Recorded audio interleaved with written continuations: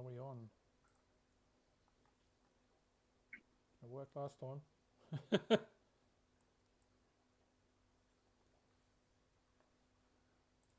What's going on?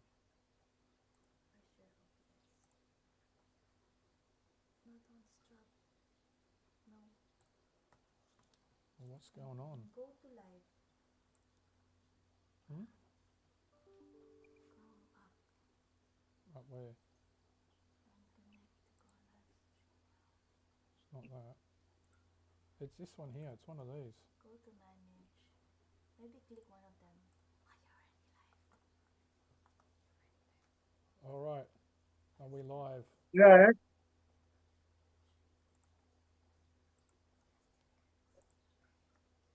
Got to see if we're live. I'm not sure if we're live yet.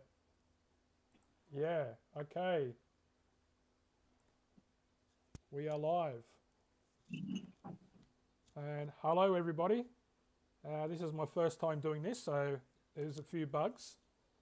I'm not as good as some other people that have been doing it. Dave's just had to jump out of his seat for a second. There he is. Anyway, Dave, we are live. And oh, hello. hello. And one thing I want to say is just give me a second, please. Am I all good? Just making sure I'm online. All right. Good. We are online. Okay, everyone. This is a video that Dave Reed, who comes from Canberra, and myself, Yowie Dan, have been talking about making for a while. And basically, it's about all the stupid things that people do in the Yowie world. Okay, so, and these things happen in peaks and troughs, and people come in and get out and leave talking about Yowies, and other people, new people come in, and they make the same mistakes all the time, constantly. So Dave and myself have been doing Yowie research for nearly 2 decades, and we've seen people come and go over the years.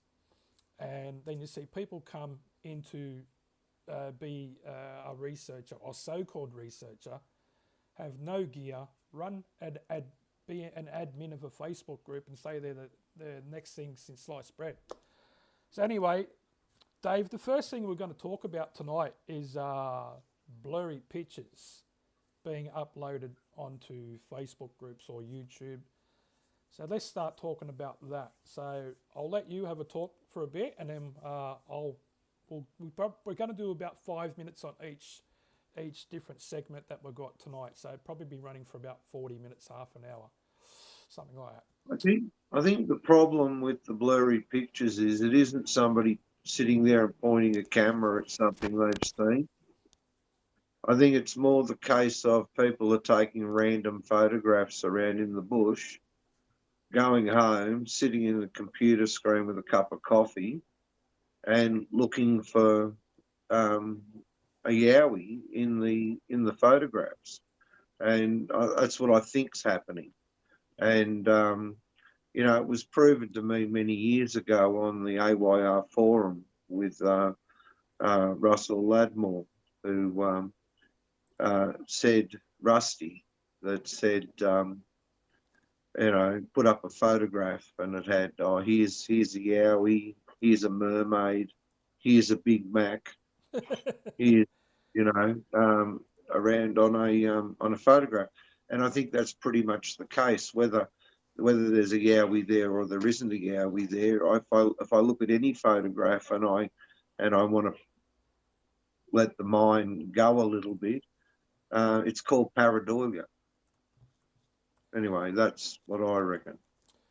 Yes, I'm thinking the same thing as you, Dave, that another problem is between the blurry pictures is these things, mobile phones. So first of all, it is a phone. It's not something that's going to take fantastic pictures in the bush. It might be good for a selfie and you get a clear picture, but the sensors on these mobile phones are not even as big as your little pinky fingernail, where a camera has a really big sensor and you can zoom in and get a clear picture. So these videos these photos taken on this phone, they're always going to be struggling to take a clear picture because the different shades of light in the bush, different colours, different types of greens, and then the people might be 100 metres away, and then they see something dark, and then it has like a face to it, which is just the brain is making faces and everything. So your ancient brain is still part of it in your brain today, where your ancestors, they needed their brain to picture faces to try and keep them alive from all the animals that were out there to try and kill them. And that brain hasn't changed to this day. So you're seeing faces in everything. You can see people like shapes in the sky that are shaped like people or faces, and it's clouds. So what's the difference between the clouds and the bush? Well, the people are saying that these are Yowies when they are not. And if they can take a picture, all right, with the phone, why can't they take a video? At least then you will see something move. And if it doesn't move for a certain amount of time, well, then walk in and go and see what it is. Because most times it's just a tree stump, or it's just the darkness in the canopy where the light can't get in. And it just, the bush is just shaped that way that looks like a shadow. Because that's exactly right, mate. But that's the problem with taking random photographs and checking later, with no actual provenance to why you took the photograph there in the first place. You know, it's like this go on a hike and go click, click, click, click, click, click, click, click, click, click, and then all of a sudden let's upload them. Oh, that one looks like it. And then another thing is, they already think in their mind that it's a Yowie. What they do, they put it on the Facebook group and go, what do you think? And people say, it's pareidolia. And next minute they start getting the shits because you don't think what they think it is. Well, people are giving their honest, truthful thoughts on what it is. So if you're going to put yourself up on social media and put shitty photos like that on there, you deserve everything you get. So I'm not holding any punches today. I'm pulling them all out. Oh, I'm not going to be as harsh as that. No, it's just bullshit. Yeah, no, fair enough. I'm not going to be. Look, put it this way, Dave, if people like Jane Goodall, she went out found the mountain gorillas and took photos. If she took blurry pictures of them and brought them back and says, look at this, she wouldn't be getting like the accolades she gets from way back in the 60s and 70s and that when she was doing it till now. They'll be going, you just got blurry pictures. They're professional people. They take clear pictures. I know we're not professional people, but at least get a camera and go in there and do the job properly instead of just taking shitty photos and putting them on Facebook and saying, what do you think? It's crap. Yeah, but even with a mobile phone, I mean, these high-end phones, Dan, their cameras are getting pretty good. You know, and it's all auto sensor and all that sort of thing. But, you know, I'm sure they can take a better photograph than the photos that are being presented of black shapes, pixelated, surrounded by greenery. And the amount of times that I've gone, I think that's one.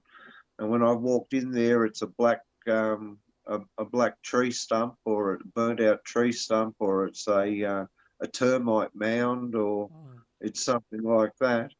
But, you know, and if you do take a picture and you go, okay, something looks like there's something there, don't go back.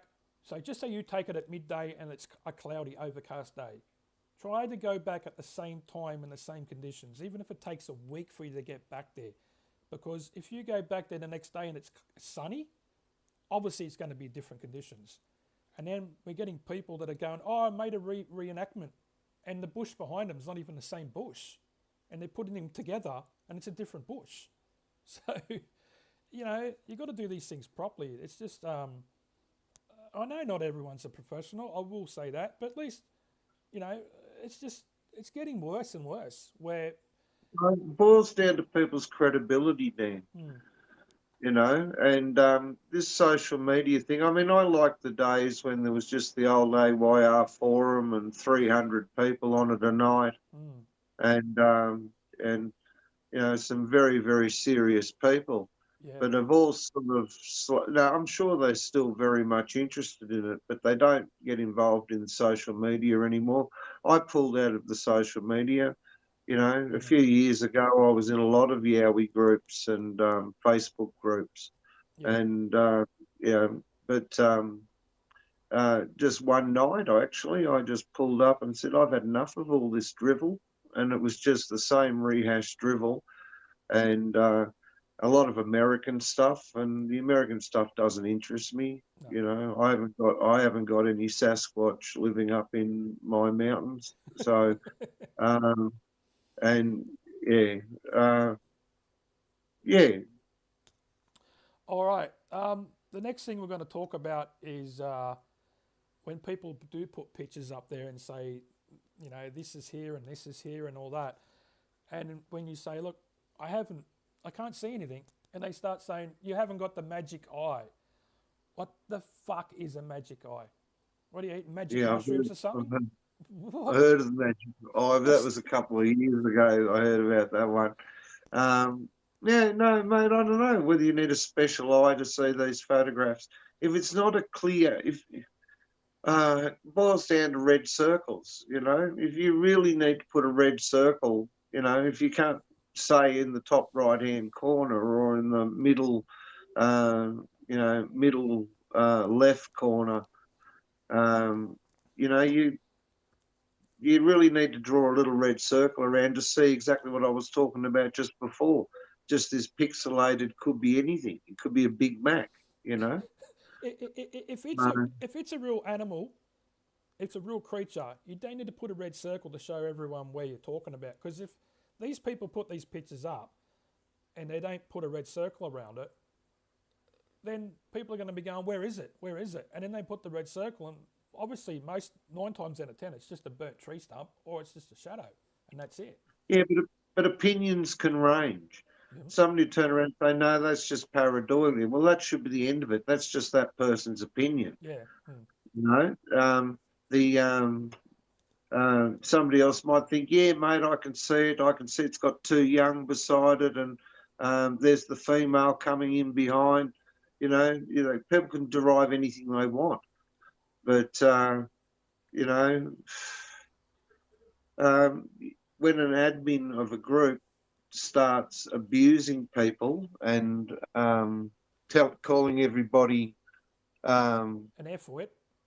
an F-wit, yeah, yeah, that's exactly the reason why I left all the groups. I tarred them all with the same brush. Mm.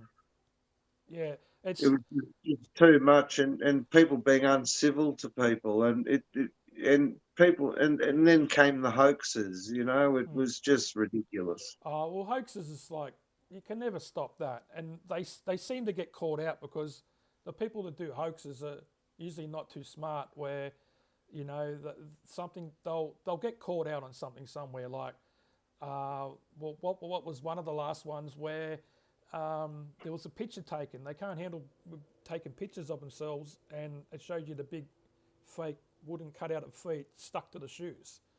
And that was one person that's got a YouTube channel. I won't say any names. But going back to the Facebook groups, there is some admins, not only of Yowie groups, and there's other groups, and they just act like mini Hitlers. Like they get power and it just goes to their head. Like you're just on a Facebook group, for God damn it. Like just if people have got an opinion and they are writing in a civil manner and it's a good quality conversation and it's something that they're saying, answers and questions and answers to and fro like a forum. Why is that bad? Just because they don't follow the opinion of the person running the group. That's not a bad thing. I thought Australia was a free country where we got the right to say what you feel, But if you're writing just rubbish and dribble and you're swearing and blah, blah, blah, yeah, you got a right to say, see you later. But if they think it's pareidolia and it's not, or a flashlight, torch, or it's not what this person's saying, well, why boot them and swear at them? That's just wrong. No, the only time you'd do that is if they were abusive to the original poster. Hmm, But like I said, everybody's got an opinion, and I think you should be allowed to have an opinion. exactly. I think that leaves the air open in research. Otherwise, you're in this vacuum chamber, in this vacuum where everybody's agreeing. I mean, I've got thousands of photographs, Dan, Hmm. thousands of them. If I wanted to go through them, I could post a new Yowie every day. Um, You'll run out of red texter. yeah, what? but anyway. Why the red circle? Where did that come from? I want to know. Like, if it's green or blue, yellow, why does everyone use red? Is it just red stands out good on photos or something? Oh, it must be, mate. I don't know. Should mix it up a bit. Mix it up a bit. Well, oh, look, I've taken some photos over the years while I've been out researching, and I've actually gone back to the places at the, like I said, the same time, the same kind of weather conditions. You're not going to get 100%, but close to it. And I've actually found out, oh, it was just a tree, or it was the way, like there was a shadow on a rock or something like that. And even when we went to the Barrington Tops that time, and I think we had you come up on the bus to Sydney, and then we drove up to Barrington. Took a few hours, and you guys wanted to have a rest, so I went for a walk, and I thought I come in contact with a yowie, and it's had that shape like a head and shoulders, and I'm like, the heart starts pumping. I'm thinking, oh, I've got it here. Like, how easy was this? I've just come across one. This is good. We're camping. We're looking for yowies. There's one. So I zoomed in, and it's just a black tree stump, but it Yeah. looked like it had heads and shoulders. But instead of just taking a photo and going, oh, what do you guys think? I walked up there and took a video and saying, this is what you people should be doing. Don't take heaps of photos and they're not seeing these things. And when you ask these people, are you seeing this, or are you taking 100 photos while you're out there? Oh, I just took a few photos and this is what I'm seeing now. Well, I'm going, what do you think it's a yowie for? Oh, can't you see its face? I said, well, it's not a face. It's pareidolia. Like, it just, and that's what they all do. But the problem is the new people coming in to do the research, or just they're interested in yowies or cryptids in general, and you've got the people that are so-called researchers, they are showing the wrong way to go about it by just allowing these blurry pictures to be shown. And then they say, oh, what a great photo. Well, that's a great photo. Well, oh, it's a photo of the bush, but there's nothing great about it. There's nothing in it, You can even do it. You can even do it with thermals, Dan. Been looking through thermal, and I've seen, well, what were actually two kangaroos, but Mm. for a good 15 seconds, 20 seconds, you're running through your mind, oh, look, it's got head and shoulders. It's it looks big, and all this sort of thing. And then finally, the kangaroo will move around into an angle, and the other one will bend down, and you see it, and you go, "Oh, bloody hell, it's a kangaroo!" Yeah, that was the You one. know. That was the But one but when we went out, but if I'd have taken the first bit of that video, and then cropped it. cropped off the end Yeah. where it went, "Oh, bugger, it's a kangaroo," Mm. I could sell that. And then I'd have hundreds of people saying, "Oh yeah, mate, I can see exactly what you're saying." Mm. I know. So Yeah, I know. It's a fine line, but then you've got your keyboard warriors. Now they've been around forever. They've been around since the dawn of time, and most of them, or pretty much all of them, pretty much have got no gear to research in. They do not go out in the bush. They do not spend any time out there in the field. You don't realise talking about yowies and actually going into the bush and looking for like broken, just things that are signs that something is living there in that area. And then that's why you set up your sound recorders and your trail cameras, and you might do a night investigation. And that's why I go out there and do the night times, because I've got the sound recordings. I said, well, maybe one might come my way. Maybe I might get a glimpse of one, or maybe we might get a good picture or a good thermal of one. Hasn't really happened yet, but that doesn't stop me from going out there. But sitting on a keyboard and having your opinion, fair enough, that's the free country. But these people, some of the things they say is just ridiculous because they've got no experience to back themselves up. I don't know why they get in all these big fights and all they're doing is sitting in a bloody chair like this and on a keyboard and they haven't even seen the bush. They don't go out. I just don't get it. Well, that sort of leads on to another topic, doesn't it, really? And that's the experts that I keep running into nowadays. I stuck my head back into the Facebook world, unfortunately. Yeah, me too. And and I've run into a couple of characters now that are very, very loud in telling everybody what an expert they are. Mm. And really deriding people and putting them down and look at me, and I'm famous, and I've always had the adage in the back of my mind for these people that if you're such an expert, why haven't you turned up in my driveway with the Yowie strapped to the roof of your car? You know, why? That's a bit much. Why haven't you got a photo? Why haven't you got a video? Why haven't you got, you know? Yeah, like some You of know, these. and I'm not talking about these pixelated thingos in the bush. I'm talking about why haven't you got a photograph? Why haven't you got a video? You know, you're the expert. Mm. You know, what makes you an expert? If you're not an expert, why can't you tell me? Why can't you show me this photograph? You're an expert. Exactly, and there's like another thing is that some of these, or not, I'm not saying everyone, and I'm not saying that you or I are the best researchers and everything we say is like that must be it. Like everyone's got their own ways of researching, and some ways work better than others, and it's a trial and error thing. But when you go out into the bush, and I've quickly learned that the heat and the cold, the wind will kill trees, especially young ones, and they just bend over. That's it. They die and they just bend over. You can't walk up to every bent tree 5 meters from the road and go, oh, look, I'm way in the bush. And you can hear cars going past and, oh, this bent tree here, that's done by a Yowie. Or these sticks.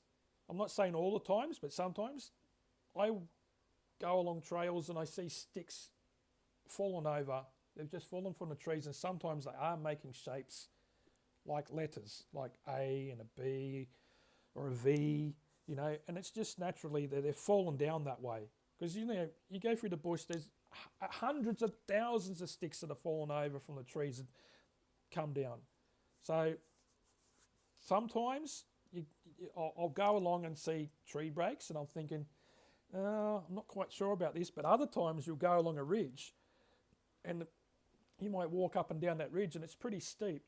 But on one area, about every 10 metres apart, they're all broken and they're going uphill, not downhill. So why just in that one line, about every 10 metres apart, are one tree broken, not a couple, and they're all about the same size? So that's what gets you thinking, something's going on here, this is weird. So that's when you research those areas. You just don't walk up to an area and go, look, this is bent over, that's done by a Yowie. Like, well, what's to say Yowies are bending trees over? Like, has anyone ever seen it? You know, I found a teepee structure as well up in the Blue Mountains recently. It's the first time I've seen that kind of thing. And it was way, way off trail. Like, no one goes to this place. It took us 2 hours to get into there along the trail and bush bashing. And I found it a few months ago, and that was where I recorded the bipedal walking. And something intelligent has made this, because one part of it is alive. It's actually, if you've got the tree and bent it straight back up, it would probably be 7 or 8 meters tall. So it's pretty tall. It's been bent over, and then 2 sticks have been put on an angle like that, and one's been jammed into a rock. The other one's just been pushed into the dirt, and it's holding this tree down. So these 2 things couldn't have fallen down and made this tree bend if it's standing straight up like that. They would just hit it and fall off to the side. So something physically intelligent has made that. Why would a person go into all this bush and make this kind of structure? So what I'm getting at is they're intelligent structures. You can see it's something's taken intelligence to make it, and other ones it's just naturally bent over. And you've got to. This is why these people that are sitting on the keyboards don't know anything about this, because they don't go out in the bush. They don't go out and research. And honestly, I can say, out of the whole Yowie community, you've probably got a handful of people going out in the bush doing research, and maybe only 3, maybe 4 different groups actually going out spending nights out, if that. So Well, they're not the loudest. They're not the loudest on social media, mate. They're not the loudest. I'm just going to say hello to Michelle, Shane, Billy. I know Attila was on there that made Tracking the Law. And Attila did say about the cameras, the solution is a full frame sensor. So if anyone knows about cameras, and you get, the cameras have got a big sensor than a small, sensor that's on a phone. So that's his solution to get better pictures. No, I'm not going to name any groups. These people know who they are. And a lot of people that have been in the groups and booted out, or haven't been booted out, or have talked about them, know who they are. I've seen these people come and go many times. I've recently just made a Facebook Yowie group after I ran 2 groups for years and years. One was called the Blue Mountains Yowie Research. That was a private one. I think we had 50 members in there, but I deleted it. And the New South Wales Yowie Research, I deleted that one as well and got off Facebook. I only really got back on because just of all the idiots on there, and I'm just trying to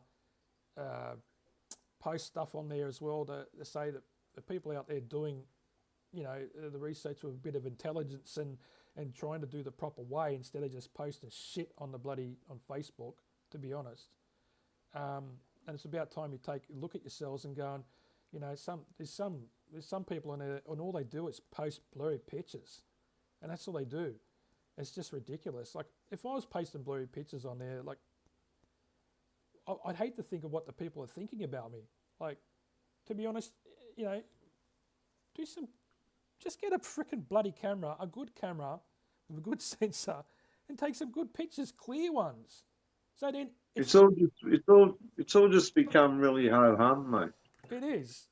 Maybe it's exciting to somebody who has a burning new interest in Yowies. But if you've been looking at these photographs for a while, you just start to get to roll your eyes and move on, Yeah. And you're going to read the comments underneath. And like I said, some people will say, "Oh yeah, Ridgy Ditch, mate," and other people will say, "Oh no, it's pareidolia."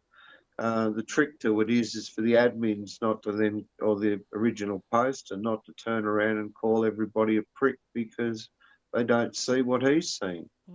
Exactly. And I think Exactly, mate. That's why I've started a new Yowie group on Facebook called the Yowie Forum.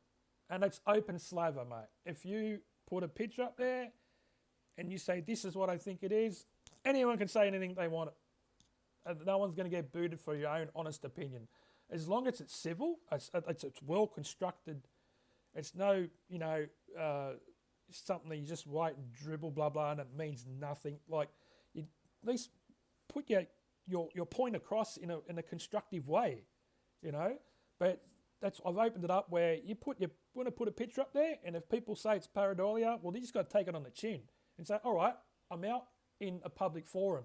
You're going to get people that are going to say, yes, I believe you, and people say, no, I don't believe you. And just because they don't believe that picture of what this person's posted and saying doesn't mean they deserve to get booted out of a group. That's just bullshit. no. It's got to be. I mean, the situations are going to occur anyway where 90% of the people say it's ridgy-dig, Mm, and 10% there'll be a few people that can't see it. But you're also going to have situations where 90% of the people can't see it, mm, and the 10% that do see it shouldn't then start calling everybody else a mongrel. mm. Does that make sense? Yeah, yeah, exactly right, mate. Yeah, it's they get power to their heads, mate. Some of these admins, and it's just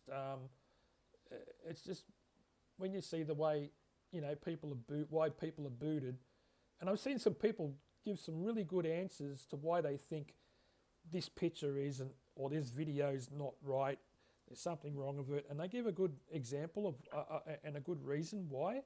Next minute, because the original poster is getting a bit of a hissy fit, the admin will like put them on a ban for a while or boot them out of the group, and it's just not right. It's wrong Yeah. how they're going about it. Yeah. Yeah, Attila says intelligent and constructive criticism should always be welcome, which is good. And going back to what you said, Dave, about the before the Facebook groups and Facebook got as big as what it is with the AYR forum. One thing good about the AYR forum, and what people got to remember, a forum is for people to talk, and Mm. there's a lot of intelligent people in there. And if you posted something, it would get picked, and people would pick out things and everything, and it was really good because you'd get to the end, like you'd find out, all right, this wasn't a yowie, this was just some other animal, or it was just a trick, a pareidolia, and then you get some people coming in there when they were using programs like paint.net, and they got busted where they were changing the backgrounds of pictures, and people would find that up in the metadata. So the AYR forum was really good. It's still a good tool now, but going back 10, 15 years ago, I loved being in there. I used to get in there every day to see what was going on because there's so many people chatting and talking about yowies, and if someone posted something, it'd get like people go through it with a fine tooth comb, and people that would accept the answer that people would give them because they'd write like a big paragraph of why they thought this is why I don't think this is what you're saying, and it was really Or good. you could write a novel. Or you could write a novel on there. I was only in the AYR the other day. I went to have a look, and for anybody who doesn't know, the Australian Yowie Research has had a forum going for about 25 years, Mm, and it's at yowiehunters.net, and the Yowie Hunters website is yowiehunters.com, but the forum is yowiehunters.net. And it's still run by a very learned gentleman by the name of Dion, who keeps the wheels going around on the forum.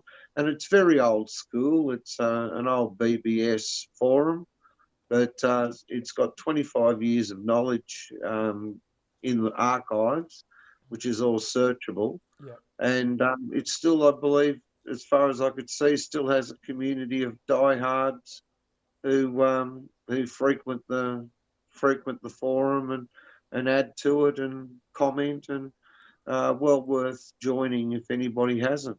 And like you said, with the library it's got of all the sightings, I've used it on many occasions when I've thought about going to an area and then just look up how many encounters or sightings have been around that area and try and find out as close as possible to where they sightings were. And I've gone in and I've had some some good results from doing so. And yeah, it's actually I'm glad that Dean made it all those years ago because it's such a useful tool where Facebook is oh Facebook can be a really good tool as well, but as long as you got decent people on there, but you got 90%. Just say you had 1,000 people in the group, you got over 900, 950 are just keyboard warriors that know nothing about going in the field, which is that's the big problem. And someone there just said, about not getting caught up in the riffraff of Facebook. The reason why I've got back in and made my own group is to stick it to the people that are just doing stupid things on Facebook. That's why. And I'll call them out all the time. And basically tell them you're doing it wrong, and or posting blurry pictures is just bullshit. So that's why I've gone on there, and I got off Facebook well over a year ago, but I just made the group called the Yowie Forum, and the letters are all in flames. So, and I said that I wrote I pin posted it saying if you can't handle it in here, maybe it shouldn't be a group for you. So I'm happy for people to join, and you can have your honest opinion, and you're not going to get booted. Not like I'm not going to be Hitler. I'm not, and that's why these groups should be run. They should be run with if you think it's not a bloody Yowie and it's a pareidolia, well, you don't get called an F-wit and see you later and booted, and that's just not the way to go about it. Anyway, that's why I made that group, and the reason why Dave and myself are on here, because I don't think anyone's got the guts to do what we're doing right now and saying, hey, people, sit there and take a hard look at yourselves and see what you're posting and what shit you're posting on Facebook groups, to be honest, because who is going to take anyone seriously? You've got a bunch of idiots posting shit photos on Facebook. That's it. I'm just putting it bluntly. I'm not going to sugarcoat anything because this is bullshit. And just sit down and have a look at yourself. And these people sitting on a chair, pressing the keyboards, having a fight through a computer, you're an idiot. You're an idiot. You wouldn't have 2 brain cells in your head. Well, tell us what you really think, then. I'm not pulling any punches today. I'm throwing them. I'm throwing them. But I think people do need to get their feet back on the ground. Get carried away with things. I mean, you were talking about sticks before. I only recently rewatched. It's a year old now. Dean Harrison's Stickland video, and then you could actually see one of his expeditions and see what sticks in the ground really mean along this area, which is, to me, was indisputable that they were put there by someone. And when you see the lengths they went to get to the location, it wouldn't be to be expected. So, these sticks aren't not a sign of Yowie. My point is to it, basically, not every stick is from a Yowie, is my... Well, that's why I got asked a question. I still remember this when Attila had the Tracking the Law, the premiere showing out there at near Liverpool. And after the video, we got up and Attila said, well, the audience can ask some questions to the guys that were in the documentary. And one was asked about, how do you know, like, the broken trees, how do you know, like, what's made by Yowie and what? And I said, well, when I go up to a tree and I see it broken, doesn't matter how high or how low it is. It's basically, I'll look at if it's had any insects there. I'll look at the weather that's been happening probably the last couple of weeks, maybe a month, because sometimes you can get really, really strong wind. And if it's cold, so the trees might be dehydrated and a high wind comes up and it just snaps it at a weak point, and it just might happen to be 6 or 7 foot high, and that's just the weak point of the tree. Or there might be wood ants or some sort of borers in there. A lot of times you'll see them broken, you'll see the holes of the borers been there, and the winds come on and it's just snapped. And while I've been camping or researching, and I've been, around the campfire at night, you hear branches falling over, not regular, but you do hear them every time you go out. You'll hear a crack and a branch falling down of a certain size. And that's when I answered the question. I said, well, the reasons why I think they're yowies or not yowies depends on, where the trees are broken. If they're in a line, like I said before, if they're, the ridge is 100 metres to get from the bottom to the top, and about 10 metres from the top, they're all broken and facing upwards 10 metres apart. That's something that you sit there and go, well, what's breaking trees 10 metres apart? Like, nature doesn't do that. Nature will just break trees wherever the trees are, like at its weakest point, because of something that's eating it, or there could be sometimes you got deer that are in there and they rub themselves against a tree and they might have cracked it, or it only taken a bit of wind and it breaks.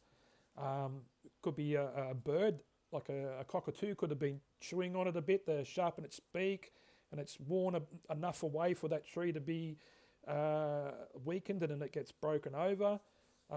Another part of a tree could come down and hit it and knock it over, so it's broken. So there's a lot of different reasons why that happens, and you can only really pick that up when you go out there and you actually study the area and go, oh, yep, this tree's fallen over, hit this, and it might have bounced and gone down the ridge, but this tree's fallen, it's cracked here, but that branch that fell down there, that come from up there, actually hit it, broke it, and as it fell, it kind of hit a rock and maybe sprung up and went down the ridge. So that's what happened there. But sitting here on a computer looking at a picture going, oh yeah, that's a yowie did that. Well, no, it didn't. Like, I see bent trees and that, and I'm thinking, why did people come up and thinking bent trees are done by a yowie? Like, who has actually seen a yowie bend a tree? I don't think anyone has ever said that they've seen a yowie and they're bending trees all around the place. I know some things seem weird, where you think, gee, something intelligent's done that. I can't see a reason for nature to do it. But on average, I want to go into where the big apes and try and find out a few mannerisms that they do and things that they do. Like if they bend trees, I know some of them use sticks to go into the termite mounds and get the termites out. They've learnt to do that. Some have learnt to grab like rocks and hit some nuts to get the shell to get the nut out. So they do certain things, but it's only a small amount of apes that do it in different areas. But the bend trees, I don't know. There's not many. You might get maybe gorillas trying to grab berries or something to bring it over, but that's usually a big tree where the branch either snaps or it goes back up. It doesn't. There's no reason for them to bend a little tree.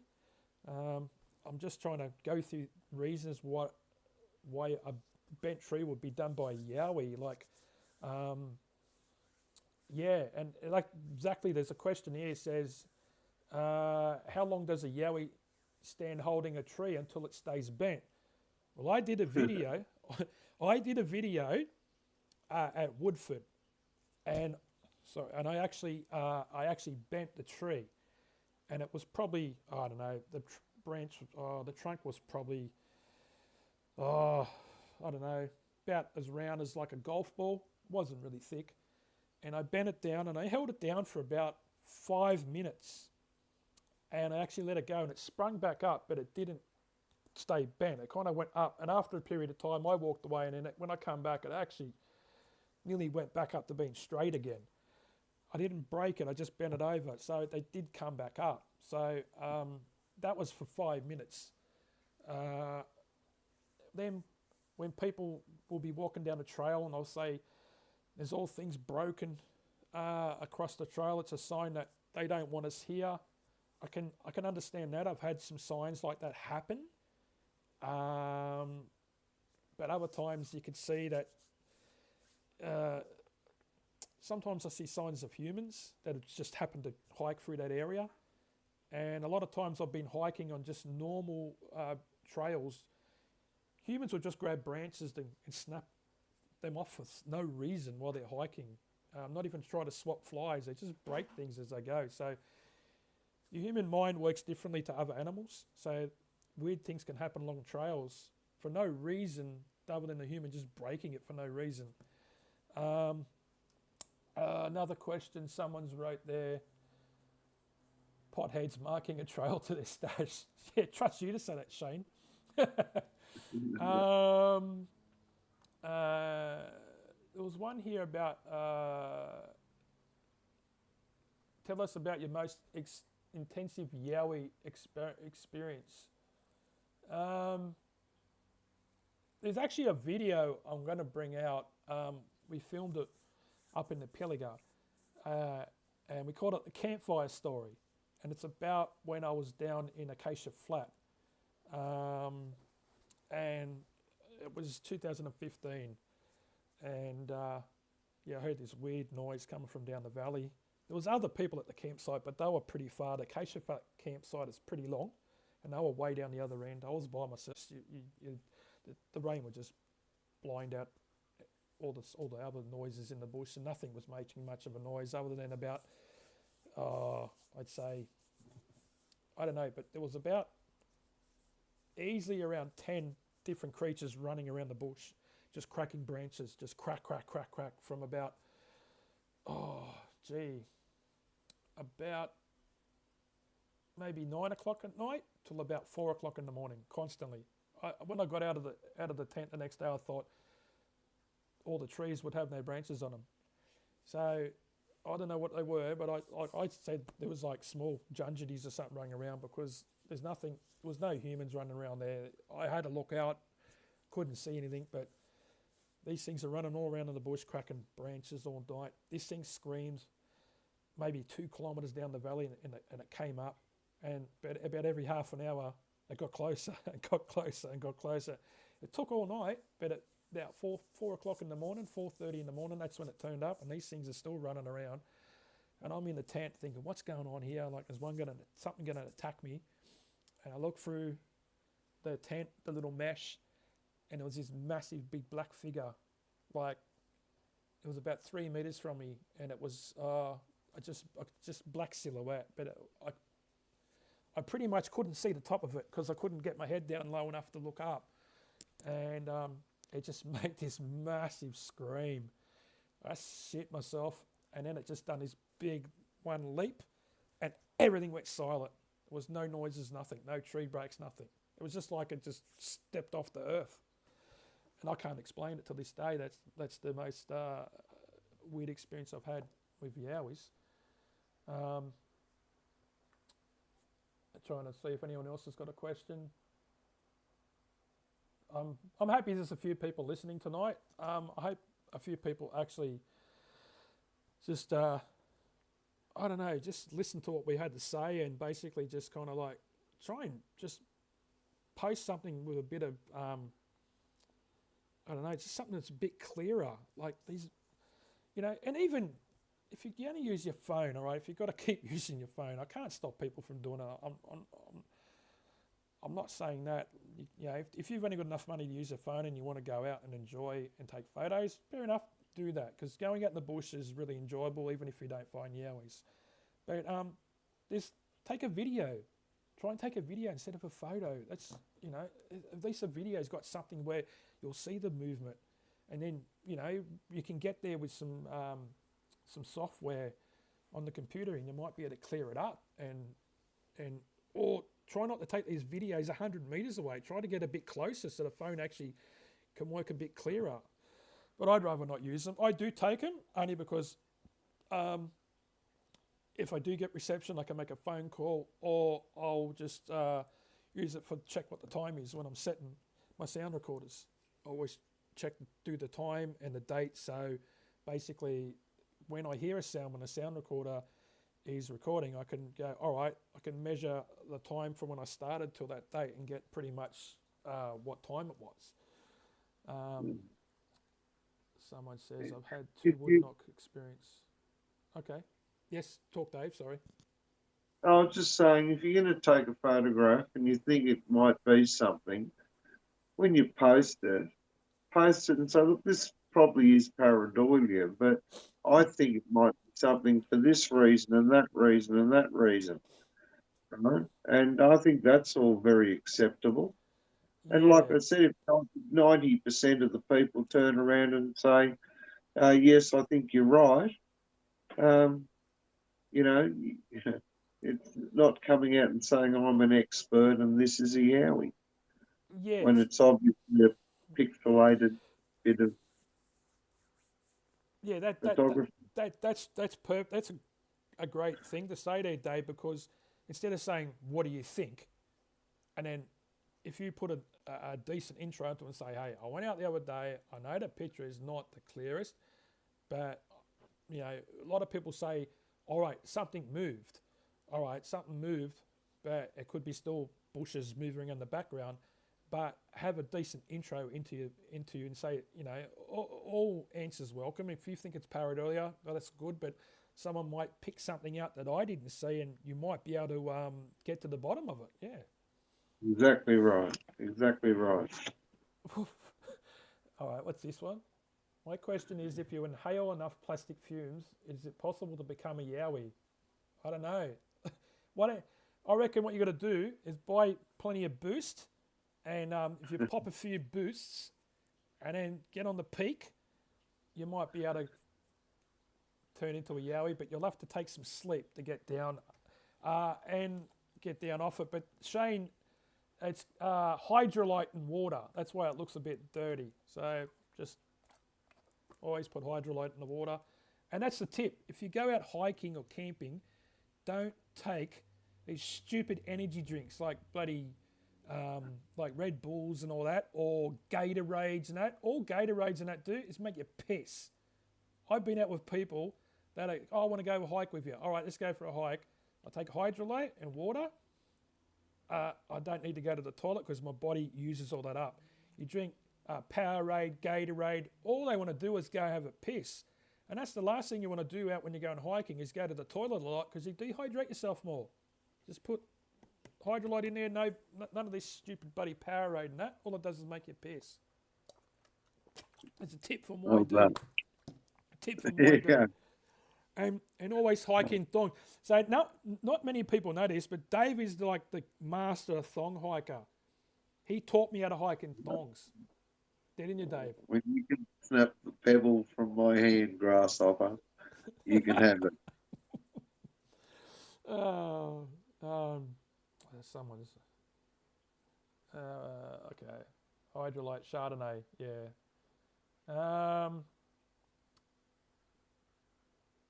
I'm just trying to see if anyone's got any.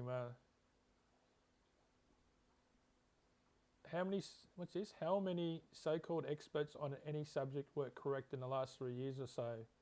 Yeah, not many. I'm not saying I'm correct in everything, and like I said, I'm not saying I'm the number one person, and what I say is the only way. Like when I first started getting to the research, Dave, you're already on the AYR forum, and I took a little bit from everyone. So we had Rusty, Ray Doherty was on there, Dean Harrison, yourself, and there was a lot of other different guys. And I took a little bit from everyone, what I thought was, their when they talked about their research, I thought, oh yeah, that sounds like a good thing. I'll take that and I'll do that. And then I kind of refined it for my own way, and that's what I did with trial and error, and that's how I got to doing it. So, but I know it does take a lot of time to get out to these places and research, and not a lot of people want to go out there because they're scared of the dark,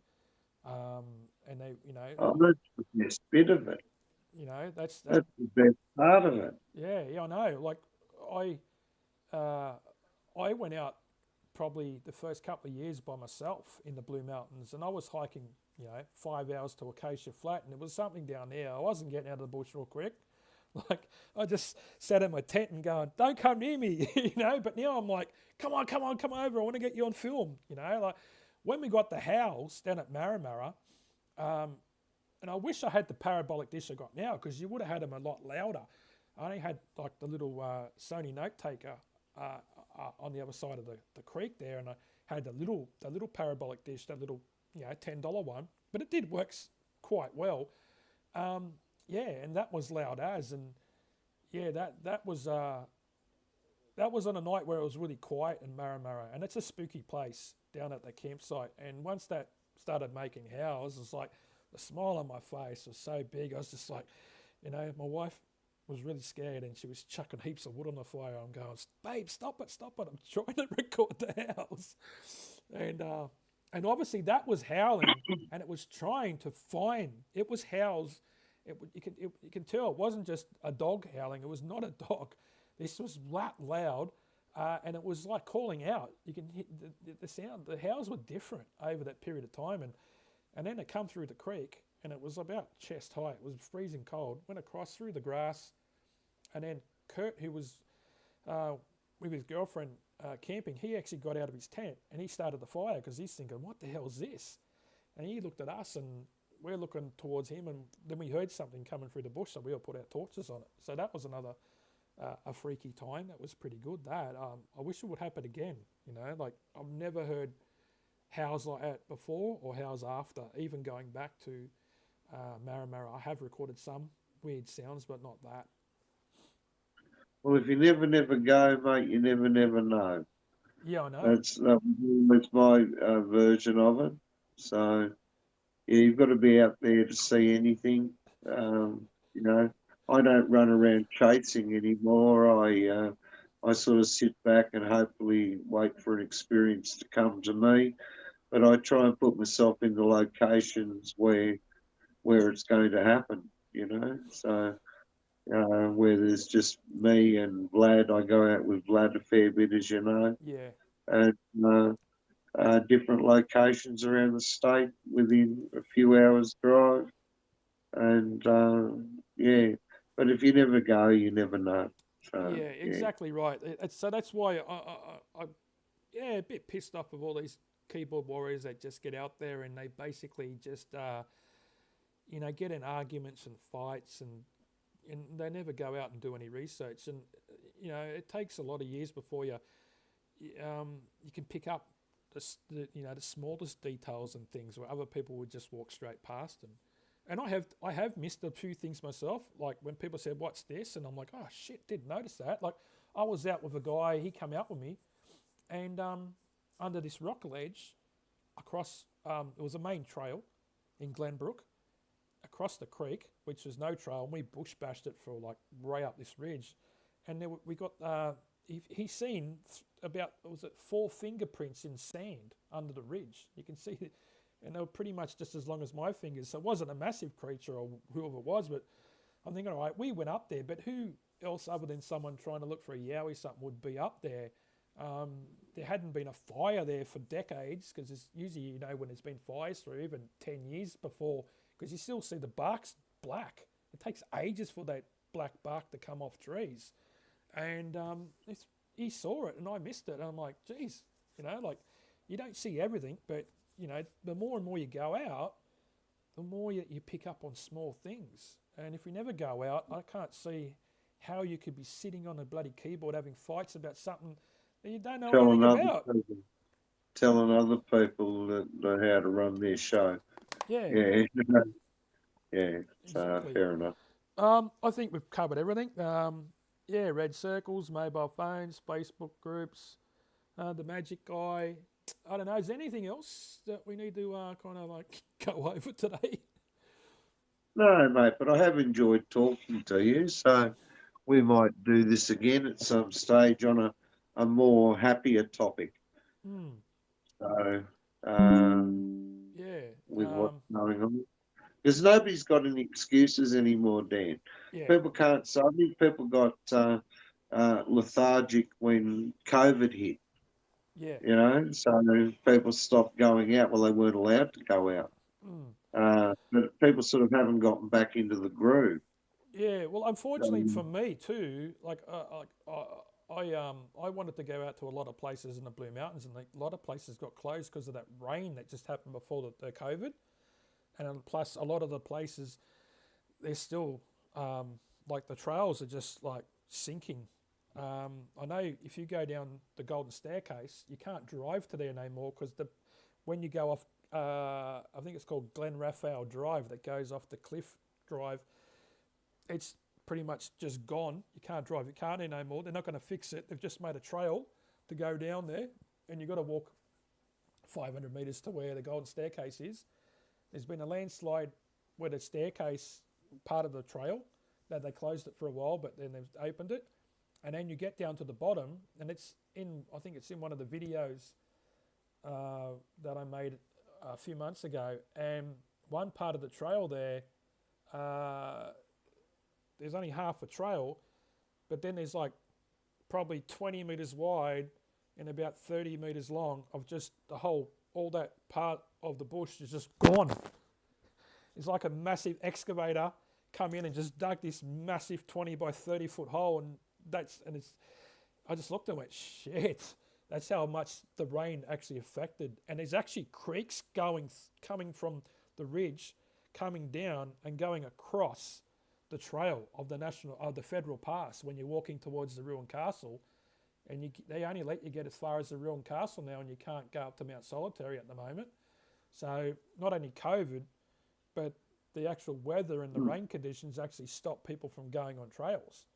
So it's actually hindered me a lot, because some of them places, like I want to go and camp down at that campsite near down the bottom of the ruined castle, because that's where we've had a few things happen. I can't camp there because it's too dangerous. Fair enough. Well, we've got to keep you fit and healthy, Yowie Dan, or otherwise Australian Yowie wouldn't exist. So, yeah. Well, don't worry, mate. If I can't get out there, I'm not turning into a keyboard warrior. And, Okay. you know, it's just, yeah. So anyway, hopefully everyone's enjoyed this. Hope I haven't dribbled and ranted and raved too much, but just been a bit pissed off with the way people are been acting in what I call the Yowie world. Just try and take better pictures. Try and, post your picture with a bit more into it instead of what's this. Just try and look a bit credible. Just making everyone look stupid.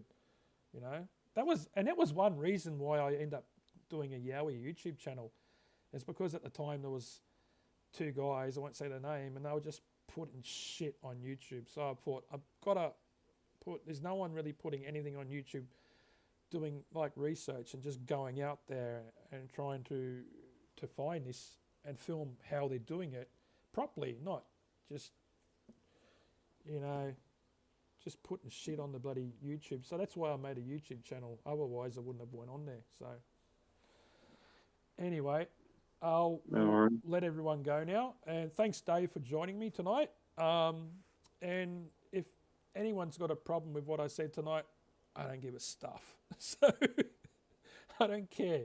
I've taken the Band-Aid off and I've given you a serve. You know who you are.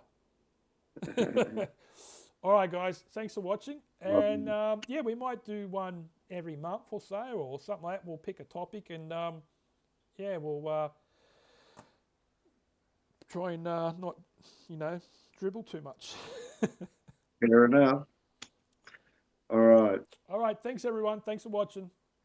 See you. Bye.